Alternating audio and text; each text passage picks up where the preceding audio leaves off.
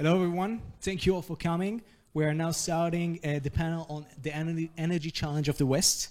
Here we will discuss how energy affects our freedom. I'm Dr. Lior Eshbal. I'm a Ph.D. in energy engineering from the Technion and also an engineer in large-scale environmental projects across the country. Before we begin, I would like to present today's speakers. We have to my left, to your right, we have Dr. Nikos Sotirakopoulos. And to my right, your left, we have Professor Yonatan Dubi. So Dr. Nikos Sotirakopoulos, he has received his PhD in political sociology from the University of Kent in the UK. He's a senior lecturer in social sciences at York St. John University, the director of the Ayn Rand Institute Europe, and the author of The Rise of Lifestyle Activism from New Left to Occupy, and his most recent book, Identity Politics and Tribalism, The New Culture Wars, which is available on Amazon, just so you would know. And, Professor Yonatan Dubi received his PhD from the Ben-Gurion University in theoretical physics. He's the member of the Department of Chemistry in Ben-Gurion University, as well as the Katz Center of Nanoscale Science and Technology, and a member of the School of Sustainability and Climate Change. His research includes energy transfer in nanoscale systems and photocatalysis. Also, he's one of the founding members of the Israeli Forum for Rational Environmentalism, which you can see the roll up to my left with the barcode that you should scan. More on that later. So, while this panel on energy is a small section of today's Freedom Conference, I believe that energy freedom is one of the most crucial aspects of societal freedom, since any cost of commodity or service will always derive from the cost of energy. The speakers today will provide you with a perspective that I was lacking in my energy studies, which is the intersection between expert knowledge and philosophy. The first part of the panel would be, I will address each of the speakers with broad questions. For each question, we'll have around 5 minutes to discuss. They may use the time to also reply to one another. And this will be followed by a short Q&A section with your questions from the audience. Okay, so if you're ready, we can begin. My first question is for Professor Dubi. Today, drastic changes in the energy market are widely felt by everyday individuals with rocketing energy costs. Does this energy challenge extend beyond higher gas prices at the pump? Is this the inevitable result of irrational reliance on finite energy sources? Or could this challenge have been avoided in any way? Okay, first of all, thank you for having me, and it's a pleasure to be here.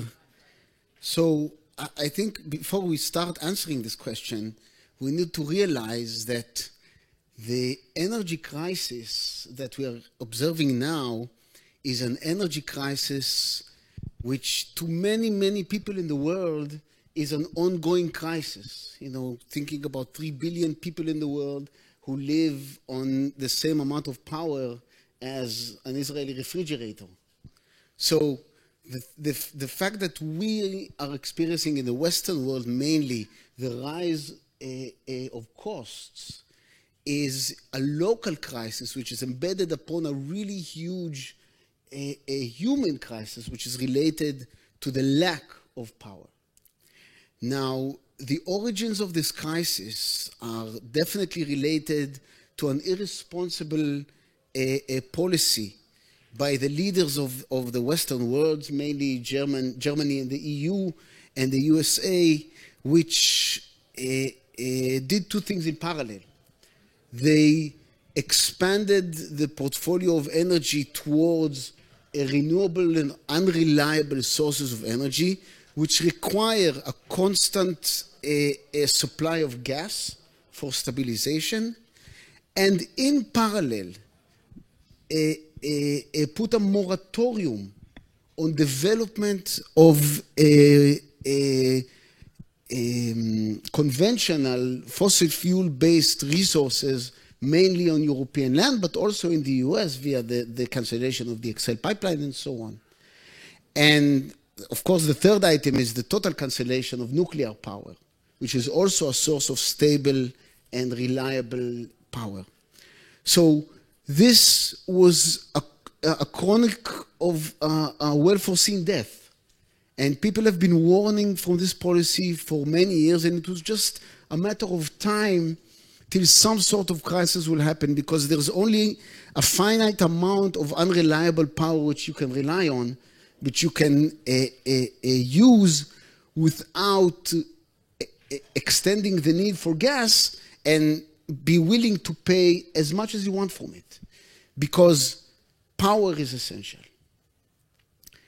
And therefore we are left now with the situation that the Europeans are buying any amount of gas that they can.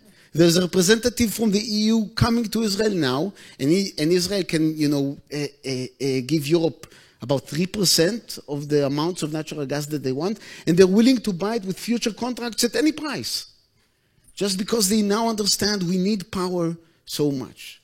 So the crisis, to answer your question, it's a local crisis in the sense that the amount of power available through resources on the planet is very, very large. And eventually, I believe, humanity will come to its senses and understand that we need power in order to live a free and fruitful life. And so people will start looking for those resources and extracting them. But on the shorter term, this is about the non-equilibrium between the states of the world. And now the rich Europeans can allow themselves to pay more for gas. And this gas will come from somewhere, right? It will come from fertilization, which will raise the costs of food. It's coming from Pakistan. And there has been contracts from Qatar to Pakistan for liquid natural gas, which have been cancelled. So now Pakistan is left without power. So the Europeans can buy the gas, of course, at a higher rate. So on the local time scale, it really is a crisis which is related to how fast we can extract our resources. On the longer time scale, we are facing, I would say, an ideological crisis, because those who pushed towards the reliance on unreliable power, and look at the paradox inherent in this idea of relying on something which is inherently unreliable, have crashed on the shores of reality. Thank you for that answer. My next question is to Nikos. So, Knickers, our society today is hyper-focused on our energy sources. We constantly accuse ourselves of not living sustainably. What is the root of that perception? And what is the vision of those calling for sustainability? So, the reason we're in this situation we are is because we listen to people who openly tell you that using energy is either a necessary evil or an outright evil. So they either tell you that we should use no energy, or they tell you that using energy, okay, otherwise we die, but it's a bad thing.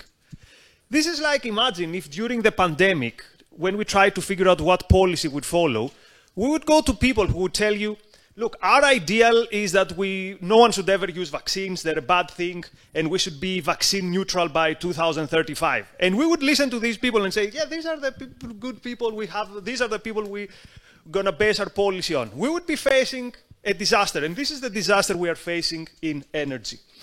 So there's one big myth that I want to make sure that we all understand is not true. That these people worry about the quality of our environment, or that they listen to science. If they did this, if they cared only about, for example, pollution or emitting CO2, wouldn't they support fanatically nuclear energy? They would say, well, we found a solution, right? We found an energy source which does not pollute, doesn't raise CO2 levels, and also science is on board with. Wouldn't they support big hydroelectric, for example, constructions? They would say, look, this is again a clean form of energy, no emissions, we go for that. But they oppose, most of them, both of these forms of energy. And this tells us what we need to know about their standards. So their standards are that we need to have as little impact on nature as possible. Why? Either because they hate the idea of human productivity, or they think that they attack capitalism by attacking energy, for different reasons.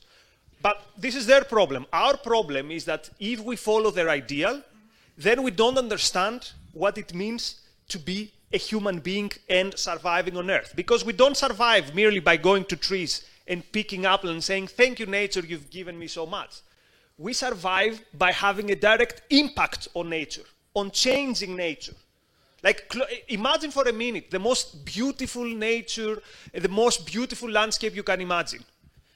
It sounds nice, but imagine it without any human intervention in it. No electricity, no highway to take you there or to take you away from there. Suddenly, it's not an idyllic landscape. Suddenly, it's like a nightmarish thing that otherwise, you don't want to find yourself there. But this is their ideal. Their ideal is a nature on which we have as little impact as possible. And this is something that we have to make clear that it's a bad ideal. I would even use the term evil. So we have to make sure that we make this clear that, no, you people who support these ideas don't have the moral high ground. You actually should be condemned, and it should be made clear that you're the bad guys in this story.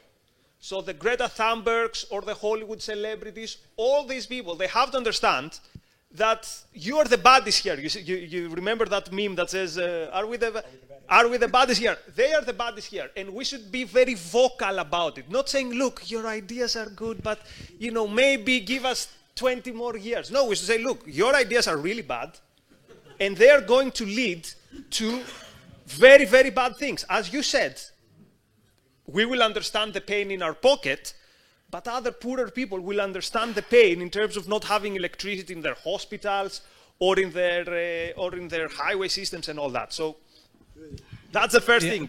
Please keep your questions for the Q&A. Please the questions and the audience comments to the Q&A.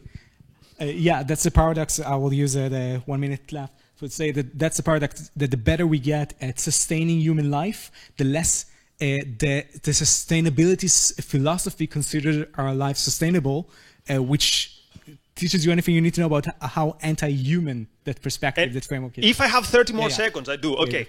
Yeah. Imagine if we believed in sustainability during the Industrial Revolution. We wouldn't have had most of the miracles that today we enjoy and we consider ourselves evident. So thank God that these ideas were not popular back then. Yeah, thank you. And my second question to Yoni. Let's focus on Israel. Would we have been able to control some of this challenge and as a small and relatively isolated country? Or are we completely dependent on trending universal markets? So to say, we often been told that we don't utilize the full potential of our energy sources, namely wind and sun, which are told to be abundant here in Israel. Could we have avoided the challenge if we would rely on them? And or would you suggest a different approach for an energy model for the future? So Israel is very unique. As you mentioned, it's an energetic island, as opposed to places like Germany and Belgium or the Netherlands or even the UK or Norway, which are interconnected via a European grid. Israel is really an energetic island. We don't have any neighbors which can provide us energy in times of need.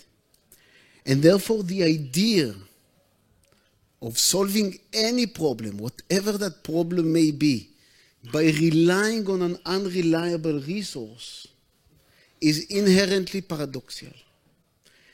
And this is reflected in the reality of the efforts made by, governments in the last 10 or 15 years towards pushing unreliable sources of energy, mainly solar power in Israel, which amounted via subsidies and payments of billions and billions of shekels over the years to a mere 5-point-something% of the electric power, not the total power, so that's about 2.5% of the total power, coming from power, by the way, which resulted in an increase in the spare power because there are many times where you have solar power, but you also have the dispatchable base load power which cannot be turned off, and it keeps on running. They put it on spares,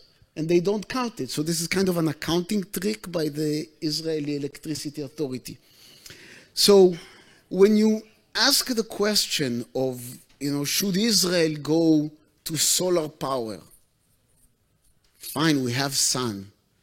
But you must first look at the more holistic picture, and this is, in the spirit of Nikos. What for? Right? What is the goal? Is the goal to put solar panels? If that's the goal, then yes, put solar panels, right? You'll meet the target, right? But if the goal is to, if the goal is to, preserve nature, clearly not. Because you go to the Arava, you see places, or Ashalim, which are places which used to be beautiful desert, and I am a desert native, and they're now all gone, tragically gone. And the amounts of waste which will come out of it are gone. Please get the comments for after. And if you're thinking about reducing CO2, it's not even close to that, because you keep on burning gas to provide a reliable source of baseload.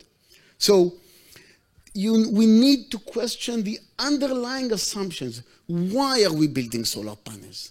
Do we want to transfer money from the poor to the rich? That's a great way to do that, right? Do we want to give more power to the electricity authorities? That's also a good way to do it, because they're managing, the workload. But this is the essence. Every time we need to address this question, we need to ask, what's the goal here? And if you look at any of the goals, presented by the Ministry of Energy or by the Ministry of Protection of the Environment, you see that their goals have nothing to do with solar power. So we had a miracle in Israel.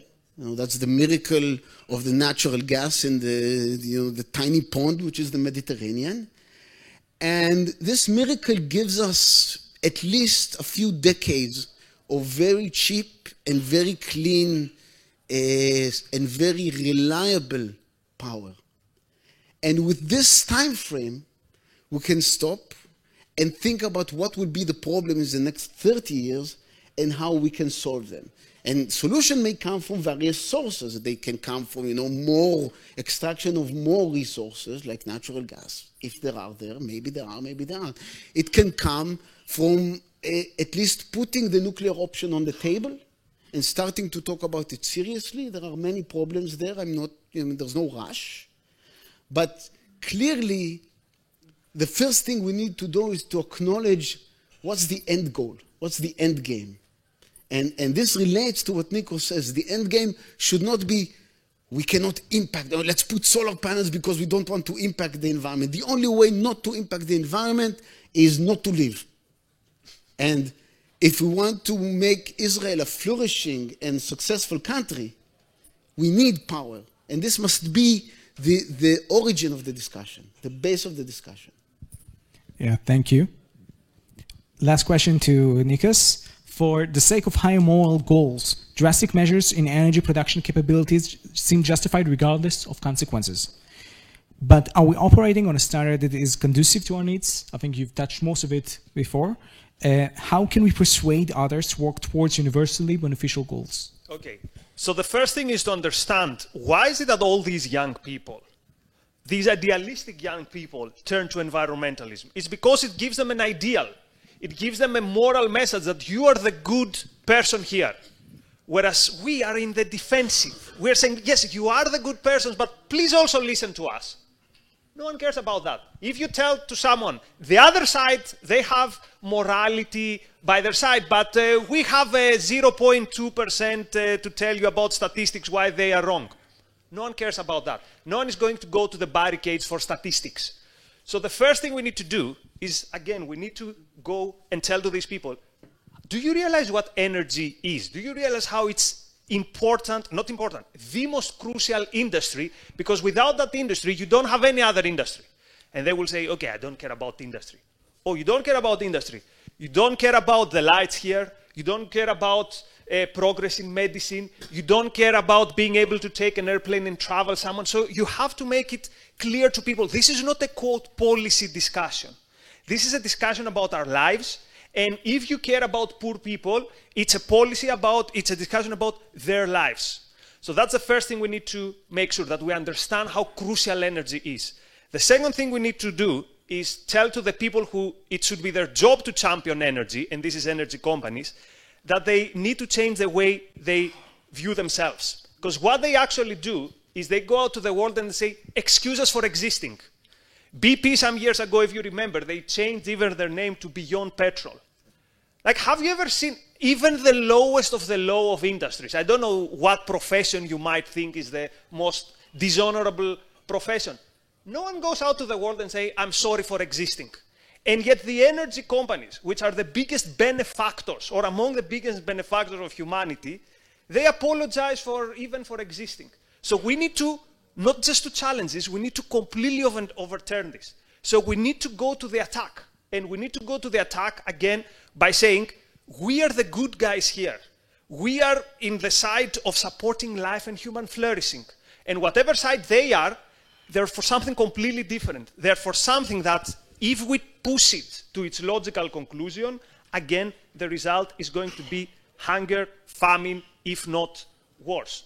And this should be a direct attack, not half words like, yeah, they are kind of ideal, but no. They have the appeal that they put forward a face of we are idealistic, and we need to understand this, because idealism is powerful. So we need to take this idealism by our side. We are the idealists, they're the bad guys. If I may take a minute, and let me give an example of this, because Nikos gave a wonderful talk, and I took some comments there, and I gave a talk to a group of young people, army age and so, and then I talked to them about this and about how there's a direct link from going to demonstrations of extension rebellion to European countries putting a moratorium on lending money to build infrastructure related to fossil fuel in Africa, which directly causes the poverty and death of millions. And this was, at least two ladies in the crowd started crying. This is a true story, and you know, my intention was not to make anyone feel uncomfortable, but when you put this hard reality into something which defines their moral ideal, this is a life-changing experience. It was a life-changing experience to them.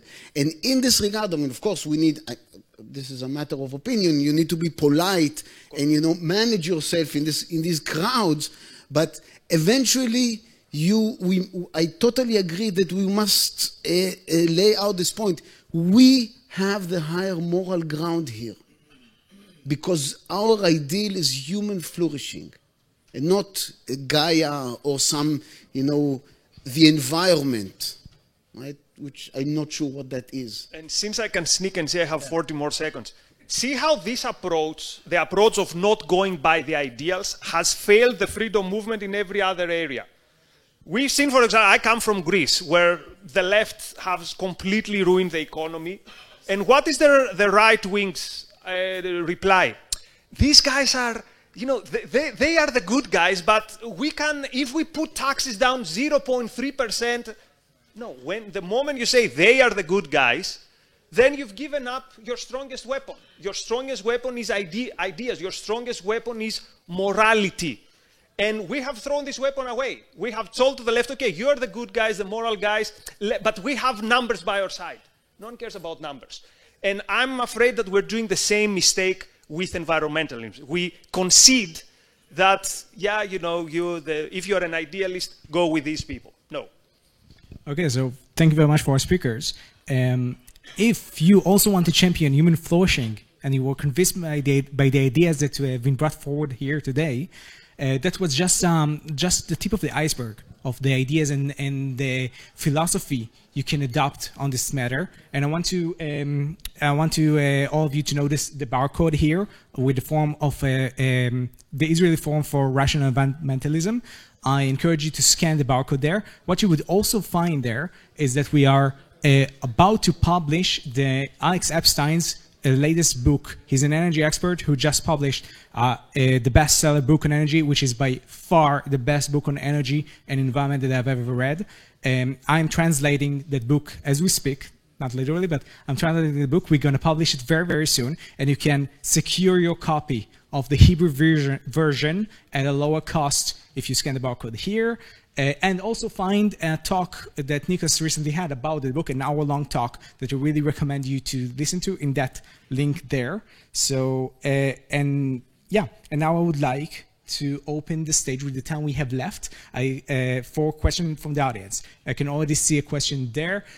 How do we do it? Do we have a mic for the audience, or do they come here? Stand up and shout. This is Israel. Stand up and shout, or come here and take my mic.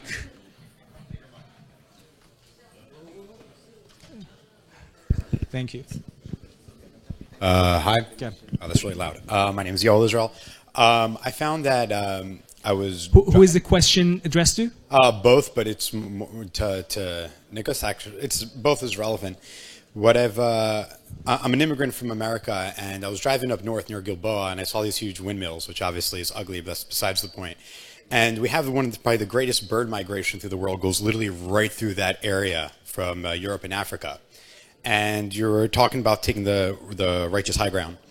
And I think it's not just about defending morality. I think it's actually going the offense. And I really think it's straight up calling them bird killers, the amount of bird killers are doing. I think also directly calling what they are, which is racist, because many of these people, they're overwhelmingly almost only they come from white wealthy nations that don't let, let's say, Chinese, Indians, or many Africans be able to get to the question, please. So my question is, why do you think is it so hard for people to take the moral approach and to go on the offense and call the names that they are instead of sticking to statistics and facts, which obviously don't persuade anyone?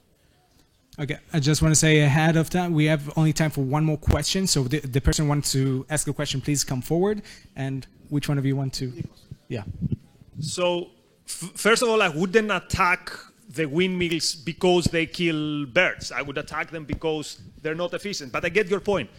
So why don't people understand that this is a moral issue? Because people don't get that morality is very, very, very practical. And this is the problem of philosophy today, that because it's so boring and so completely relevant to this world, the idea is morality is here and real life is here. And this is how many people support fossil fuels. They say, okay, you Greens, you have morality by your side, but also we need to live our life.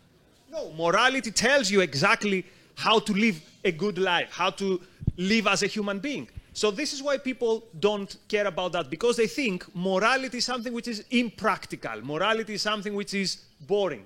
And where is Aaron? There is a talk, I think, straight after on this topic. No, but let me extend the question. So why is it that the lure of environmentalism is so strong? The what? The lure of environmentalism. Why so many young people, see Gaia as the ideal? Because it is very much linked to so many cliches that we hear. That, oh, human beings are fallen because they try to fly too high. Since I was a kid, my religious grandmother was telling me this story. Or also environmentalism fits with the narrative of the New Left, which says that capitalism is bad, that we're having too much, that we're materialistic. So it fits with all these cliches that we have accepted. So another thing we have to do is we have to accept these anti-humanist cliches that says that the more we do, the closer we get to hubris. I'm Greek, and we have this legend of Icarus. What a horrible legend, right? Icarus should reach the sun. Why do we have this idea that, oh, because you try to fly so high, you will fall? So that's how we were raised, and with this, and these are the morals and the ideas that we have to challenge. Okay, thank you. I apologize. We are out of time for questions. So please, this is what you get when you get philosophers to talk about energy. So you're welcome to contact us in the Facebook, Telegram. Personally, you can contact me. You can contact the forum. Thank you very much. Scan the barcode. Pre-order your copy of Fossil Future. Thank you. Goodbye.